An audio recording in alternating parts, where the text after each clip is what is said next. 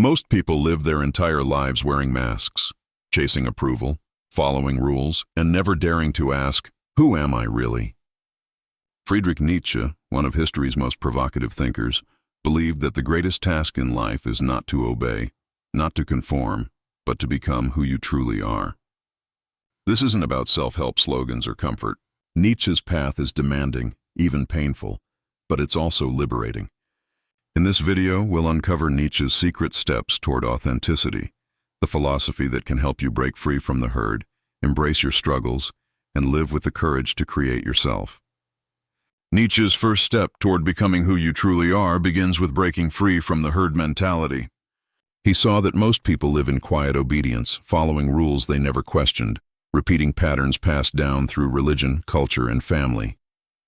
For him, this wasn't just a harmless habit. It was a form of slavery that keeps the individual small, safe, and dependent. The herd gives comfort because it tells you what to believe, what to value, and how to behave. It removes the burden of thinking for yourself. But Nietzsche insists that the price of that comfort is the death of your individuality. When you live by the herd's morality, you are not really living your own life. You are acting out a script written for you long before you were born. This herd morality is built on the values of obedience, humility, and conformity. It praises the average and punishes the exceptional. In such a system, people who question the rules are branded as dangerous, arrogant, or immoral. Nietzsche was clear. The herd needs to suppress difference, because difference threatens its stability. If one person dares to live authentically, to think independently, others might notice the chains they themselves are carrying. That's why society often reacts with suspicion or hostility toward free spirits. To Nietzsche, this was proof that herd morality is not about truth or goodness, but about control. Breaking free begins with suspicion, asking why you believe what you believe. Do you call something good because it really empowers you, or because you were taught to? Do you avoid certain desires because they are harmful, or because tradition said they were sinful? Nietzsche challenges us to strip away these inherited ideas and confront them with ruthless honesty. This does not mean rejecting everything outright, but testing values as if you were the smith at the forge, striking each belief to see whether it rings true or hollow. What survives this test is not the morality of the herd, but something closer to your own. But independence is terrifying. Nietzsche knew that most people cannot bear it. Once you break free from the herd, you are no longer guided by its ready-made answers. You become responsible for your own choices, your own values, your own meaning. For many, this freedom feels like emptiness, like standing on a cliff without ground beneath. That's why Nietzsche compared this moment to standing before an abyss. The temptation is always there to run back to the safety of the herd, to give up freedom in exchange for belonging. True strength is in resisting that temptation. Nietzsche admired those who could carry this burden, the rare individuals who stand apart, often misunderstood, even hated, because they dare to think differently. He called them free spirits. These are not rebels for the sake of rebellion, but creators of new possibilities. They carve their own path, not because it is easier, but because it is truer. They would rather walk alone in uncertainty than march comfortably in a crowd toward nowhere. Breaking free from the herd does not mean isolating yourself completely. Nietzsche did not imagine a life of permanent exile or bitter opposition. The point is not to destroy society, but to refuse to let society dictate your essence. To live authentically is to use the herd when it is useful, but never to let it consume you. You can work, love, and engage with the world, but you do it as an individual who has chosen your own values, not as a follower who never questioned why. Nietzsche believed that most people would never attempt this, and of those who try, many would fail. But for the few who succeed, the reward is immeasurable. They discover a life that belongs entirely to them, unborrowed, unreplicated. In a world that constantly pressures you to blend in, to hide your difference, to silence your instincts, the act of becoming yourself is revolutionary. It is the first step toward everything Nietzsche believed a human being could become. Not a shadow of others, but a creator of your own destiny. For Nietzsche, the force that truly drives life is not simply the instinct to survive, but something deeper, more powerful, and more creative. He called this the will to power. It is easy to mistake human motivation for mere self-preservation, as many philosophers and scientists of his time did. To them, survival was the ultimate explanation for why we act, why we struggle, why we adapt. But Nietzsche saw survival as only the beginning, the most basic condition. What he observed in life, both human and natural, was a constant striving to grow, to expand, to overcome obstacles, and to impose form and order on chaos. This was not about mere continuation of existence. It was about intensifying existence. The will to power can be seen in countless aspects of life. A plant does not simply survive where it is. It stretches upward toward the sun. It pushes its roots deeper into the soil. It spreads wherever it can. Animals do not just live. They assert dominance. They explore. They compete. They create hierarchies. Even in human beings, there is an urge that goes beyond eating, sleeping, and reproducing. We want to achieve, to create, to influence, to master new skills, to leave our mark. This desire to extend ourselves, to go beyond our limits, is what Nietzsche identified as the will to power. It is not always loud or aggressive. Sometimes it takes the form of creativity, curiosity, or self-discipline. But beneath every action lies this force to overcome and to expand one's being. Recognizing this truth changes how we see our struggles. Many people believe hardship is an interruption to life, a painful detour away from comfort and security. Nietzsche rejected this view. For him, struggle is not the enemy of life, but its very engine. The will to power reveals itself most clearly when we are tested, when obstacles appear, when suffering forces us to grow stronger or collapse. Every challenge, every pain, every resistance we face is an opportunity for expansion. To live authentically, then, is not to avoid difficulty, but to embrace it as the arena where our deepest drives express themselves. Without struggle, we stagnate. Without resistance, we weaken. It is only in the fire of challenges that we see what we are capable of becoming. The will to power is also a call to reject passivity. Nietzsche despised the idea of living a life of quiet comfort, where ambition is suppressed and energy is spent merely maintaining what already exists. To him, this was a denial of life's essence. A human being who lives only to be safe, secure, and comfortable is betraying the creative force within. Life is not about protecting yourself from pain, but about using that pain as raw material for transformation. Each of us has the potential to direct the will to power consciously, to channel it into art, achievement, relationships, philosophy, or self-overcoming. The tragedy is that most never do. They bury their drive under routine, obedience, and fear of failure, and in doing so they smother the very flame that could make them more than they are. At its core, the will to power is about creation, not destruction. Nietzsche did not mean that we must dominate others or crush everything in our path. He meant that the highest expression of this drive is self-mastery. To command oneself, to discipline one's instincts, to shape one's own character, this is the noblest form of power. When we channel our energy inward and upward, we become creators of values, inventors of meaning, authors of our lives. The will to power is the reminder that you are not here to simply endure existence, but to transform it into something higher, something distinctly your own. It is the pulse of life itself, urging you to go beyond what you are today and step into what you could become.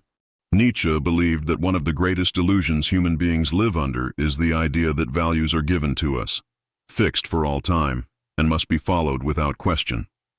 For centuries, people turned to religion, tradition, or authority to decide what was good and what was evil, what was meaningful and what was meaningless.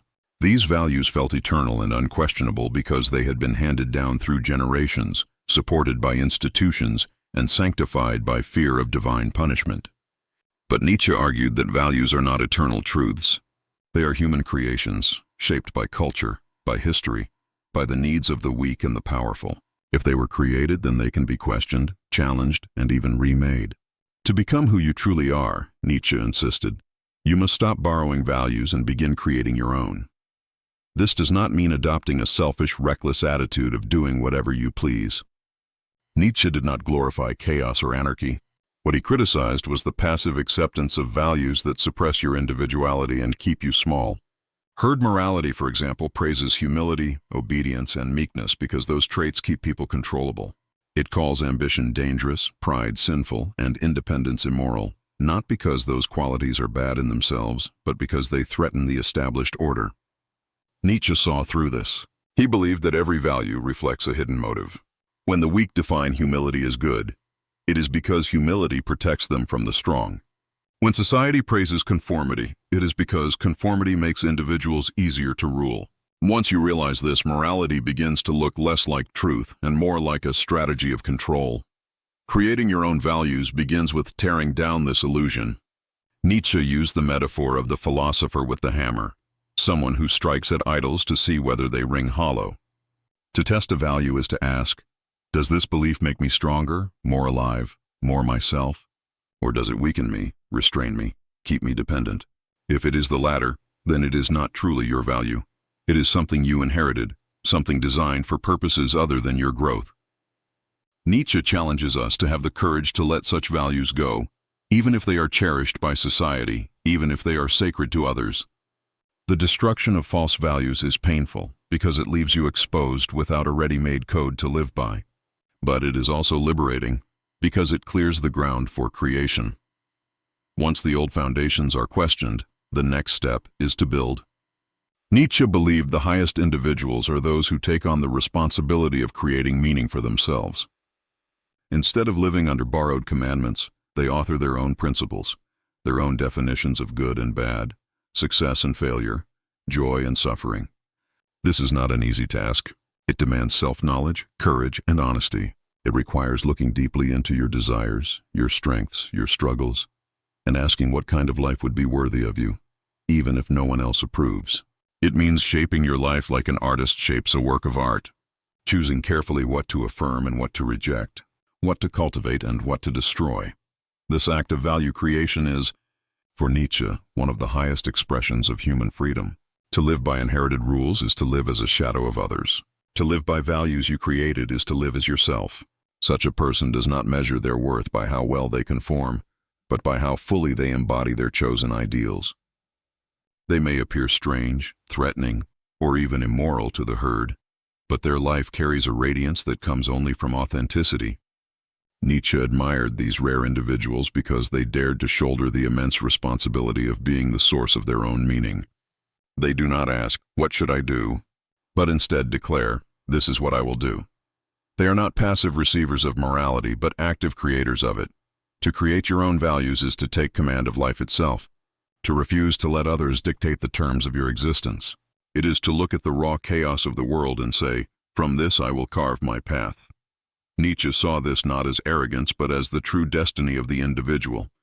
Without it, you are merely repeating the lives of others, a copy in a world that needs originals. With it, you begin the process of becoming who you truly are, not by chance, not by obedience, but by creation.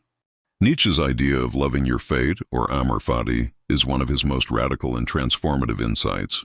Most people move through life in resistance, wishing that certain events had never happened, regretting mistakes, or longing for circumstances to be different. They divide their existence into parts they accept and parts they hate, as though life could be neatly separated into good and bad, meaningful and meaningless. Nietzsche saw this as a form of weakness, a refusal to embrace the reality of existence. To love your fate means to stop fighting against the structure of your life and to affirm it wholly, even in its pain, failures, and tragedies. It is not simply to tolerate suffering, but to embrace it as necessary, even beautiful, because it is part of the larger pattern that shapes who you are. For Nietzsche, this attitude was the highest form of strength. Anyone can celebrate the pleasant moments, success, love, joy, but very few can look at their deepest wounds, their heaviest burdens, and say, "Yes, this too belongs to me." Yet it is precisely this embrace that transforms suffering into growth. When you deny your fate, you turn your pain into bitterness, resentment, and paralysis. When you affirm it, you turn the same pain into fuel, a lesson, an experience that enriches your being. Nietzsche believed that to become who you truly are, you cannot edit your life like a story where only the highlights matter. You must affirm the entire narrative, every page, even the chapters you once wished to tear out. Amor, Fati also challenges the common human tendency to imagine an ideal life free of hardship. Nietzsche distrusted this longing because it betrays a misunderstanding of what makes life valuable.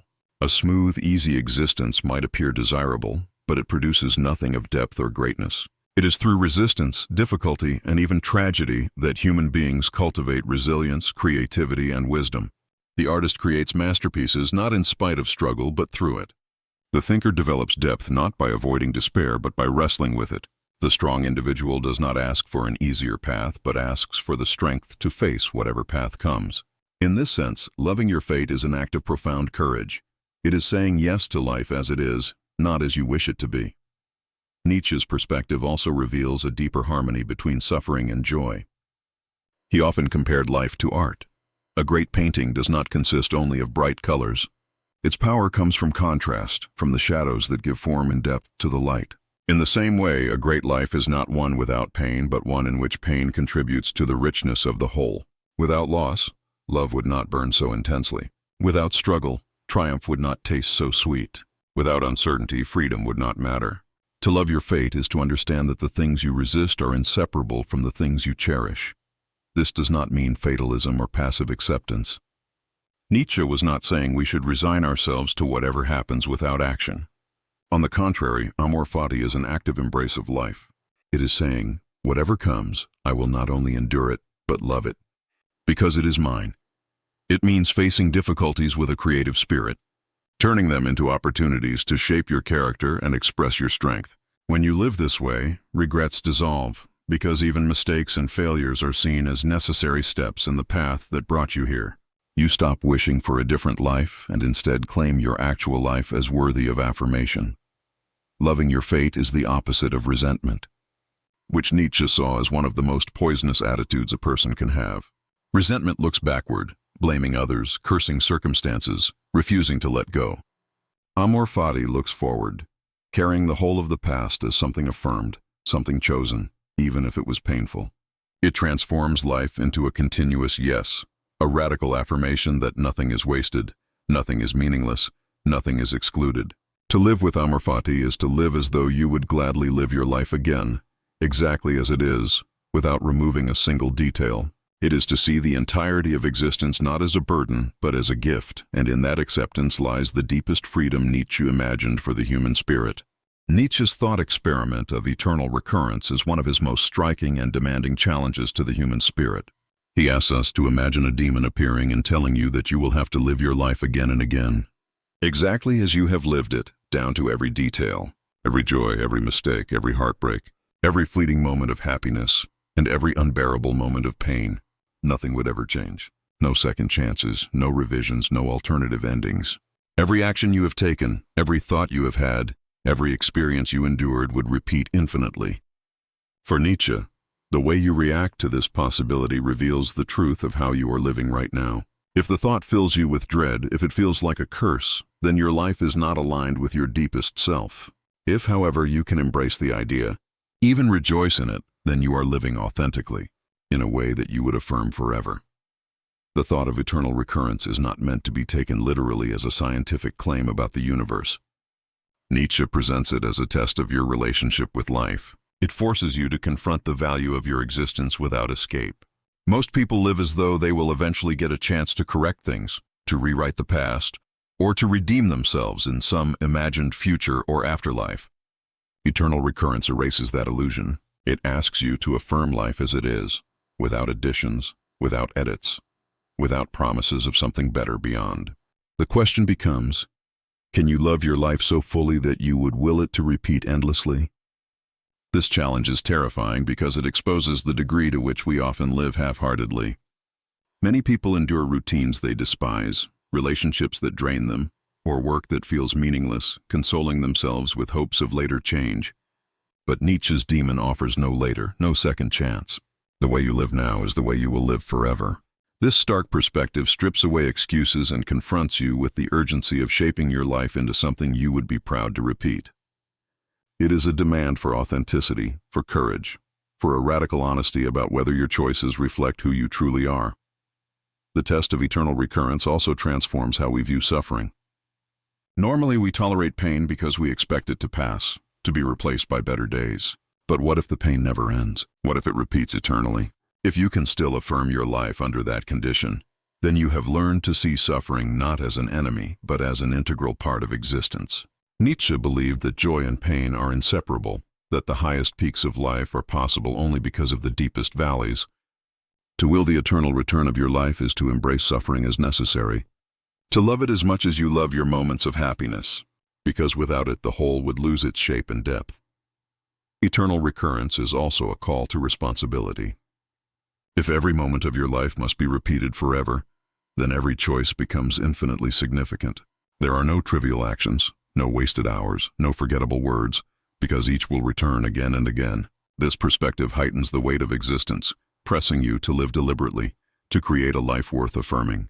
Instead of drifting passively, you are urged to live as an artist shaping a masterpiece, where even the flaws are integrated into the whole. Nietzsche did not present eternal recurrence as a simple path or comforting idea. It is demanding, even brutal, because it leaves no escape from the reality of your life as it is. Yet in its difficulty lies its power. It strips away illusions, excuses, and consolations, confronting you with the deepest question: are you living a life you can affirm eternally, or one you would reject if forced to relive it endlessly? To embrace eternal recurrence is to transform your existence into a continuous yes, a radical affirmation that nothing in your life is wasted, nothing is regrettable, and everything is part of a whole you would will forever. In this affirmation lies the possibility of becoming who you truly are. Nietzsche's idea of the Übermensch, often translated as the Overman or Superman, represents his vision of the highest possibility for human beings.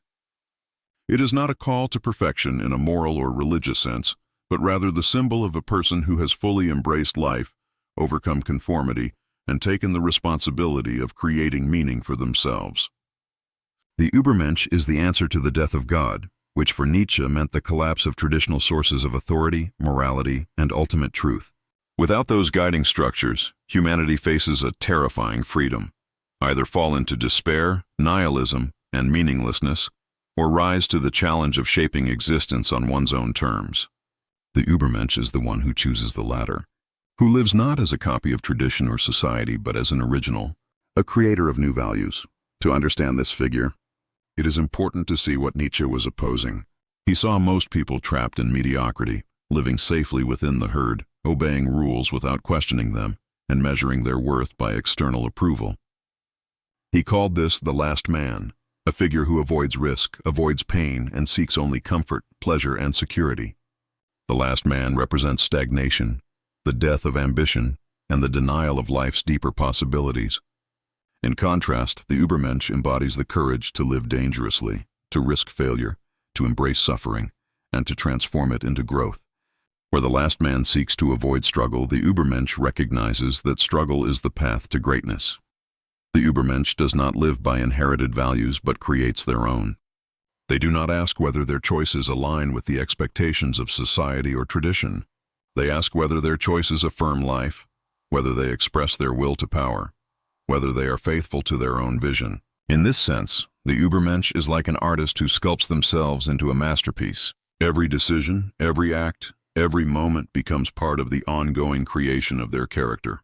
They are not content to follow a script. They write their own story with full awareness of its weight and responsibility. This figure is not about domination over others, but mastery over oneself. Nietzsche did not envision the Übermensch as a tyrant or conqueror, but as someone who has conquered their own weakness, fear, and resentment. They channel their instincts creatively rather than repressing them, or allowing them to explode destructively. They have learned to integrate their chaos into form, to turn raw energy into meaning, to transform even suffering into strength. This self-mastery gives them a freedom and radiance that set them apart. Not because they seek superiority, but because they embody authenticity in a world of conformity. The Übermensch also represents the ability to affirm life as a whole, including its pain, impermanence, and uncertainty. Such a person does not escape into fantasies of another world, nor do they curse existence for its hardships. Instead, they embrace reality fully, saying yes to life in all its dimensions. This affirmation echoes Nietzsche's concept of eternal recurrence, to live as if you would gladly repeat your life eternally. The Übermensch passes this test, not because their life is free of suffering, but because they have learned to see suffering as necessary to their becoming. They do not demand that the world be easier or different. They embrace it as the raw material of their self-creation. What makes Nietzsche's vision so demanding is that the Übermensch is not an external savior who will arrive to rescue humanity. It is an ideal each individual must strive toward in their own way. It is not a fixed destination, but a continual process of becoming, of surpassing oneself again and again. To pursue this path is to accept that life has no ultimate blueprint, that meaning is not given but made, that the responsibility for existence rests on your shoulders alone. For Nietzsche, this was not a burden but a liberation, the chance for human beings to rise above smallness, conformity, and despair. The Übermensch is the one who dares to take that chance, who lives courageously, creatively, and authentically, becoming who they truly are. So what does Nietzsche's Secret really teach us? That life is not about obedience, comfort, or safety. It is about the courage to break from the herd, to harness your will to power, to create your own values, to embrace fate with love, to test your life against eternal recurrence, and to rise toward the vision of the Übermensch. Becoming who you truly are is not a gift. It is a struggle. It demands that you affirm your whole life, its joys and its wounds, without escape, without excuses. Nietzsche does not hand us easy answers. He dares us to live with such honesty and strength that we would gladly live our lives again and again for eternity. His challenge is simple yet terrifying. Stop living as a shadow of others and start living as the creator of yourself. That is the path to authenticity, and that is how you become who you truly are.